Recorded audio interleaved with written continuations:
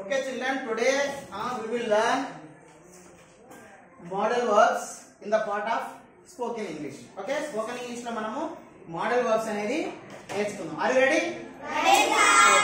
Model verbs అనేవి ఎప్పుడు ఉపయోగిస్తామంటే చూడండి ఇక్కడ ఎబిలిటీని తెలియజేయడానికి, పర్మిషన్ ని, తర్వాత రిక్వెస్ట్ ని, తర్వాత డ్యూటీ, అడ్వైజ్, అబ్లిగేషన్ ని, తర్వాత పాసిబిలిటీని, పర్మిషన్ ని, తర్వాత పాస్ట్ హ్యాబిట్స్ ని, విల్లింగ్నెస్ ని, ఇట్లాంటి తెలియజేయడానికి మనము మోడల్ వర్బ్స్ అనేవి ఉపయోగిస్తాం. ఇక్కడ ఏవేవి ఉన్నాయి మోడల్ వర్బ్స్ చెప్పండి.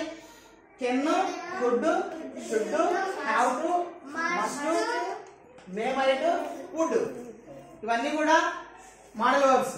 సో మోడల్ వర్బ్స్ తర్వాత పక్కన ఏ వర్బ్ వాడతాం మనము?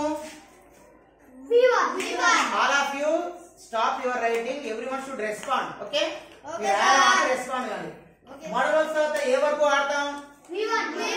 వర్బ్ 1 అంటే ఏంది? Go, eat, jump, drive, show. So these type of verb ones we can use. Verb ones వాడతాం. ఓకే, ఇప్పుడు ఫస్ట్ మనం ఏ విధంగా చేద్దాం ఒకసారి చూడండి. ఫస్ట్ మనం కెన్ చూద్దాం. కెన్ అంటే ఏమొస్తుంది అంటే గలను అనే మీనింగ్ వస్తుంది. కెన్ అంటే ఏ సందర్భం వస్తుంది? గలను అనే సందర్భంలో వస్తుంది. సో ఎప్పుడు వాడతాం దీన్ని? ఎబిలిటీ లేదా పర్మిషన్. ఎబిలిటీ చూడండి, ఎబిలిటీ అంటే ఏంది? సామర్థ్యం. అంటే మనం ఏం చేయగలము అనేది సామర్థ్యం తెలియజేస్తుంది. ఓకేనా? ఫర్ ఎగ్జాంపుల్ చూడండి, నేను ఇంగ్లీష్ మాట్లాడగలను. చూడండి, మనకు ఈ యొక్క సబ్జెక్ట్స్ ఉన్నాయి కదా, ఏంటివి? Group 1 I, we, you, they, girls. Group 2 he, she, it, girl. అన్నిటికీ కూడా ఇదే కెన్ వస్తుంది. అన్నిటికీ కెన్నే వాడతాం, ఎందుకంటే కెన్నే ఒకటే కాబట్టి అన్ని కెన్నే వస్తాయి. ఓకేనా? చూడండి, ఇప్పుడు నేను ఇంగ్లీష్ మాట్లాడగలను అంటే ఐ కెన్ స్పీక్ ఇంగ్లీష్. నేను అంటే ఐ కదా, మరి గలను వచ్చింది కాబట్టి కెన్ కదా. వర్బ్ 1 అంటే స్పీక్ కదా. దేన్ని మాట్లాడగలుగుతున్నావు? ఇంగ్లీష్. నేను హిందీ మాట్లాడగలను చెప్పు. నేను మరాఠీ మాట్లాడగలను. ఆ విధంగా నేను ఈదగలను. I can swim. B1 swimming కాదు, B1 ఐ కెన్ స్విమ్. నేను కారు నడపగలను. I can drive car. Okay, so ఈ విధంగా మనము చెప్తాం. దీనికి మనం చెప్పుకున్నాం కదా 4 రకాలు ఉంటాయని. ఓకేనా? సో దాన్ని చూద్దాం. చూడండి, ఐ కెన్ స్పీక్ ఇంగ్లీష్ అంటే ఏంటి? నేను ఇంగ్లీషు మాట్లాడగలను. మరి దీనికి క్వశ్చన్ గా చెప్పండి, నేను ఇంగ్లీష్ మాట్లాడగలనా?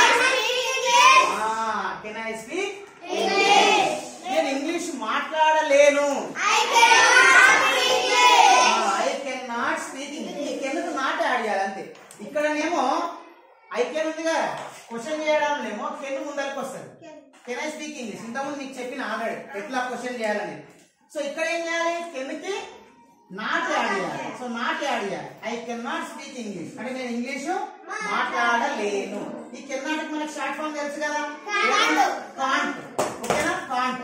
సో మరి నేను ఇంగ్లీష్ మాట్లాడలేను. దీని క్వశ్చన్ చేయండి. Negative question. నేను ఇంగ్లీష్ మాట్లాడలేనా అంటే కాంట్ ఐ స్పీక్. ఇక్కడ ఉన్న కాంట్ ఏమొస్తుంది? ముందరికి వస్తుంది. Can't I speak English, English మాట్లాడలేను అనేది ఈ విధంగా వస్తుంది. సో ఇది ఎబిలిటీ. మరి పర్మిషన్ ఏంది? పర్మిషన్ అంటే ఏంది? అనుమతి ఇవ్వడం. పర్మిషన్ అంటే అనుమతి ఇవ్వడం, అనుమతి తీసుకోవడం అట్లా. చూడండి ఇక్కడ మరి కెన్ ఎప్పుడు వాడతాం? ఇప్పుడు ఫార్మల్ అంటే మన టీచర్స్, అఫీషియల్స్ గా వాడేది మే మైట్ వస్తుంది. ఇగో మే మైట్ కూడా పర్మిషన్ ఉంది. మనం ఏంటో may I come in sir అంట, may I come in sir అంట. కెన్ ఐ కమ్ ఇన్ అన్నాం. మరి కెన్ ఎప్పుడు వాడతాం అంటే మన ఫ్రెండ్స్ మధ్యలో, మన ఇంట్లో. ఓకేనా? సో ఇన్ఫార్మల్ గా వాడతాం. ఇది ఇన్ఫార్మల్ పర్మిషన్ కి కెన్ వాడతాం. నేను వెళ్ళొచ్చా? Can I go. నేను రావచ్చా? Can I come. నేను మాట్లాడొచ్చా? Can I talk. సో అట్లా ఇన్ఫార్మల్ గా ఇది వస్తుంది పర్మిషన్. ఓకే, మీ ఫ్రెండ్స్ మధ్యలో ఉండనుకో, మీరు అనుకోకూడదు మే ఐ అనకూడదు. మీరు ఏమనాలి? కెన్ ఐ అనాలి. ఏమనాలి? Can I go. నేను వెళ్ళానా? ఓకేనా? Can you help. హెల్ప్ చేయనా? ఇట్లా అంటే permission. Can I take your book. మీ యొక్క బుక్ తీసుకోనా? సో ఈ విధంగా మనము పర్మిషన్ అడుగుతాం. ఓకే, సో ఈ విధంగా మనం పర్మిషన్ అనేది ఇక్కడ చెప్తాం. Okay, understood? నెక్స్ట్ కుడ్ అంటే ఏంటి? పాస్ట్ ఎబిలిటీ అంటే ఇదేమో చేయగలను, ఇదేమో చేయగలిగాను, ఇదేమో చేయగలిగాను. ఈ కుడ్ కూడా అన్నిటికీ ఇదే వస్తుంది. I we you they girls అన్ని ఇవన్నీ అంతే, అన్నిటికీ ఇదే వస్తాయి. I we you they girls ఈ షీట్ గర్ల్స్. సో ఇప్పుడు past ability listen. Past ability చూడు ఇక్కడ. నేను ఇంగ్లీష్ మాట్లాడగలను ఉంది కదా, గలిగాను చూడండి. నేను ఇంగ్లీష్ మాట్లాడగలిగాను చెప్పండి. ఐ కోడ్ రాదు, ఐ కుడ్. ఎల్ సైలెంట్ అందులో. Okay, I could speak English అంటే నేను ఇంగ్లీష్ మాట్లాడగలిగాను. నేను ఈదగలిగాను. I could swim, I could swim. నేను కారు నడపగలిగాను. I could drive car. నేను హిందీ మాట్లాడగలిగాను. I could speak. So right. So ఇందులో కూడా మనం 4 ఉంటాయని చెప్తున్నాం కదా, సేమ్ ఇట్లే చూడండి. నేను ఇంగ్లీష్ మాట్లాడగలిగాను. I could speak English. నేను ఇంగ్లీష్ మాట్లాడగలిగానా? Could I speak English. నేను ఇంగ్లీష్ మాట్లాడలేకపోయాను. I could not speak English. Could not may could ఉంటాం. I couldn't speak English. నేను ఇంగ్లీష్ మాట్లాడలేకపోయానా? Couldn't I speak English. Okay, so ఈ విధంగా. మరి రిక్వెస్ట్ ఏంటిది? రిక్వెస్ట్ అంటే అడగడం, అంటే ప్రాధేయపడడం, ప్రార్థించడం. చూడండి, నీ పెన్ని అంటే ఇస్తారా? ఎవరు ఇస్తారా? ఏమనాలి? Would you please give me your pen. Request. మన ఎమోషన్, మన యొక్క ఫేస్ లో ఏం ఫీలింగ్ ఉండాలి, మన మాటలో కూడా ఆ ఫీలింగ్ ఉండాలి. Go to your class. Could you please give me your pen అంటే అప్పుడు ఏం చేస్తారు వాళ్ళు? Definitely they can give. వాళ్ళు ఇస్తారు. అప్పుడు మ్యాజిక్ వర్డ్స్ అని చెప్తాం. ఏంటంటే థ్యాంక్ యూ, ప్లీజ్, సారీ. ఇవి మ్యాజిక్ వర్డ్స్. దీంతో మనం మ్యాజిక్ చేయొచ్చు. ఓకేనా? కాబట్టి ఇవి యూజ్ చేయాలి. ఓకేనా? రైట్. ఇప్పుడు మరి రిక్వెస్ట్ అంటే ఏంటి? Could you please give me your pen. Could you please give me your book? Could you please give me your pen? So ఇట్లా మనం రిక్వెస్ట్ చెప్పు. ఓకేనా? సో నెక్స్ట్ చూడండి ఇక్కడ. షుడ్ అంటే ఏంది? లీ. చేయాలి, వెళ్ళాలి, రావాలి, తినాలి, ఇట్లా. ఎప్పుడు వాడతాం? అడ్వైజ్. అడ్వైజ్ అంటే సలహా ఇవ్వడానికి.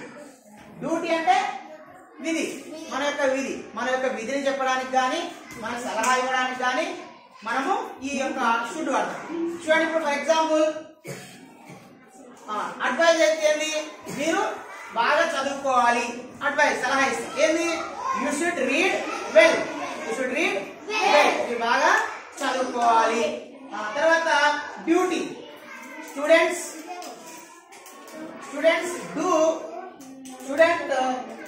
Should do homework daily. Students should do homework daily. విద్యార్థులు ప్రతిరోజు హోంవర్క్ చేయాలి. ఓకేనా? తర్వాత పిల్లలు గేమ్స్ ఆడుకోవాలి. చెప్పండి. Students should play games daily.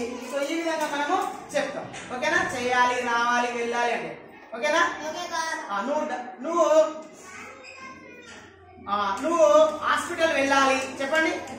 నువ్వు హాస్పిటల్ వెళ్ళాలి. నీవు you should go to hospital. So అట్లా. ఓకేనా? రైట్. హ్యావ్ టు అంటే హ్యావ్ టు అంటే ఏంటి మరి? ఆబ్లిగేషన్. ఆబ్లిగేషన్ అంటే బాధ్యత, బాధ్యతగా చేసేది. బాధ్యత ఏంది? పేరెంట్స్ పిల్లల్ని కేరింగ్ చేసుకోవాలి, అంటే జాగ్రత్తగా చూసుకోవాలి. అప్పుడు ఏం చెప్పండి? బాధ్యత. Parents have to care their children. అంటే పేరెంట్స్ వాళ్ళ యొక్క పిల్లల్ని జాగ్రత్తగా చూసుకోవాలి. బాధ్యత మన రెస్పాన్సిబిలిటీ ఉండే కదా. సో బాధ్యత చేసే వాటిని హ్యావ్ టు అంటాం. హ్యావ్ టు తర్వాత కూడా V1 వస్తుంది. ఓకేనా? నువ్వు మీ ఫ్రెండ్స్ నువ్వు చదివించాలి, మీ ఫ్రెండ్స్ కి హెల్ప్ చేయాలి. బాధ్యతనే అది కూడా. మన పక్క వాళ్ళకి హెల్ప్ చేయడం కూడా మన బాధ్యతనే. చెప్పండి. You have to help your friends. So ఆ విధంగా మనం ఇక్కడ చెప్తాం. ఓకే, నెక్స్ట్ ఇక్కడ చూడండి. మస్ట్ అంటే ఏంటి? ఖచ్చితంగా చేయాలి. మస్ట్ అంటే ఖచ్చితంగా. ఆబ్లిగేషన్, ఇది కూడా బాధ్యత. చూడండి ఇక్కడనేమో యూ షుడ్ స్పీక్ ఇంగ్లీష్. మీరు ఇంగ్లీష్ మాట్లాడాలి. మీరు ఖచ్చితంగా ఇంగ్లీష్ మాట్లాడాలంటే ఏం చెప్తాం? You must speak English. You must speak English. Okay, అర్థమైందా? మీరు ఖచ్చితంగా సార్ వాళ్ళు చెప్పింది వినాలి. You must listen. You must listen what your madams or sirs say. Okay? Me parents చెప్పింది వినాలి. You must listen your parents. Me parents చెప్పింది వినాలి. సో ఖచ్చితంగా చేసేది. నెక్స్ట్ ఇక్కడ మేమైట్. మేమైట్ అంటే ఏంది? పాసిబిలిటీ. ఎప్పుడు వచ్చు ఏమో. పాసిబిలిటీ అంటే ఏంద్రా? అవకాశం ఉండడం. పాసిబిలిటీ అంటే అవకాశం, సాధ్యం అవ్వడం. ఇప్పుడు చూడండి, అతను ఇంగ్లీష్ మాట్లాడతాడేమో. చెప్పండి. He may speak English.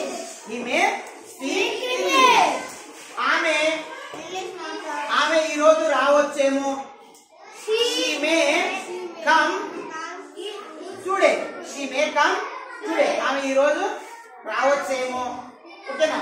So అట్లా ఇప్పుడు ఎవరైనా మన స్కూల్లో ఇప్పుడు నిఖిత రాలేదు కదా, నిఖిత ఈ వారం వస్తుందేమో అంటే ఏమనాలి?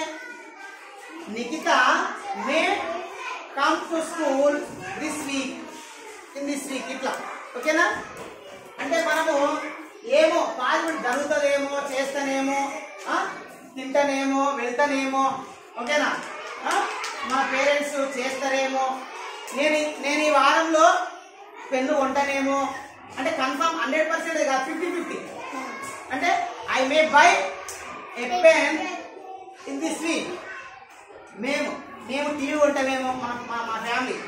వి may buy a TV in this week.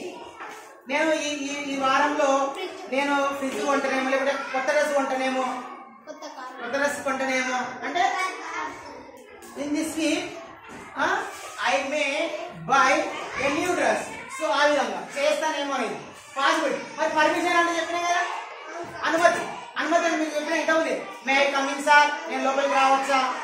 ఓకేనా? May I go out sir, నేను బయటికి వెళ్ళొచ్చా? మే ఐ స్పీక్ సార్, నేను మాట్లాడవచ్చా? అంటే సార్ వాళ్ళ మధ్యన ఏముంటుంది? అఫీషియల్స్ మధ్యన ఏముంటుంది? మే. ఓకేనా? ఏముంటుంది?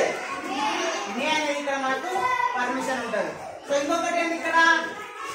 వుడ్ యూజ్డ్ ఎప్పుడు ఉపయోగిస్తాం? ఇది పాస్ట్ హ్యాబిట్స్ అంటే గతంలో చేసిన అలవాటు.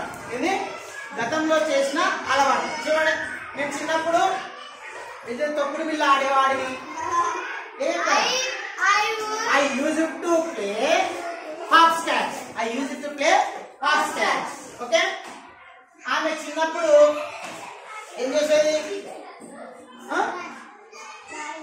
స్కిప్పింగ్ ఆడేది. అంటే ఏమంటాం? she would play skipping in her childhood. ఆమె చిన్నప్పుడు ఆడేది అనేది ఇక్కడ మనకు చెప్తాను. యూజ్డ్ టు అంటే I used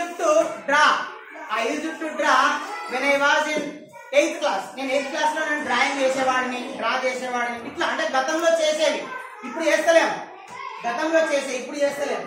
కాకపోతే ఇంకా వుడ్ని ఇంకా కూడా వాడతాం. విల్లింగ్నెస్ అంటే మనం ఏదైనా చెప్పాలనుకున్నప్పుడు I would like to introduce myself. నేను పరిచయం చేసుకోవాలనుకుంటున్నాను. I would like to share my experience. నా యొక్క అనుభవాన్ని నేను పంచుకోవాలనుకుంటున్నాను. మన విల్లింగ్నెస్ కూడా వాడు. ఓకేనా? సో మీరు ఒక్కొక్కటి ఐకి రాసుకొని రండి.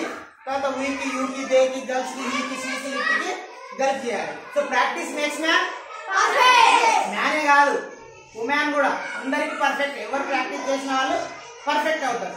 సో ఇది మీరంతా కూడా ప్రాక్టీస్ చేయండి, బాగా నేర్చుకోండి. ఓకేనా? ఆల్రెడీ అయిపోయినాయి కదా, బీ ఫార్మ్స్ అయిపోయినాయి, హాఫ్ ఫార్మ్స్ అయిపోయినాయి, డూ ఫార్మ్స్ అయిపోయినాయి, మోడల్ వర్క్స్ అయిపోయినాయి. సో ఇవి వస్తే మీకు ఇంగ్లీష్లో ఈజీగా మీరు కెన్ మేనేజ్. ఓకే? అర్థం చేసుకుంటారు, మాట్లాడగలుగుతారు. ఓకేనా? Okay, done.